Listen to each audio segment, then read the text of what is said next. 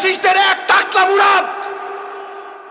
মনে করিয়ে দিচ্ছি, শুধু এই মাওলানা ডক্টর আজহারি হাফিজাহুল্লাহ বলেছিল, ওই যে কি একটা বলে, ঠিক না বা ঠিক, এই কথা বলার দুই একদিনের মাথায় ওর মন্ত্রিত্ব চলে গিয়ে অপমান লাঞ্ছনার কাজ করে আল্লাহকে দাঁড় করিয়েছিলেন।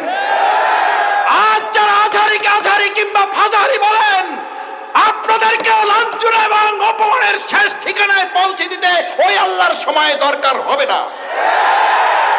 কি বলেন? আমরা জানি না আপনারা এগুলো বুঝে না নাকি না বুঝে, নাকি শয়তানের পাল্লায় পড়ে বলেন।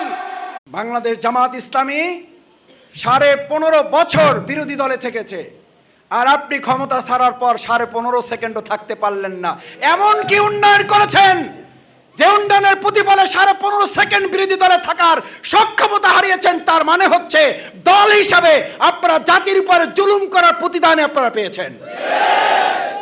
আজকে যারা জামাত ইসলামীকে আবার নতুন করে জেল জুলুম নির্যাতন হামলা মামলা রক্তচক্ষু দেখাচ্ছেন, ত্যাগের রাজনীতির জন্য যাদের জন্ম হয়েছে, নির্যাতন হামলা মামলা গুলি রক্তচক্ষু দেখে জামাত ইসলামীকে 1 সেকেন্ডের জন্য স্তব্ধ করা যাবে না।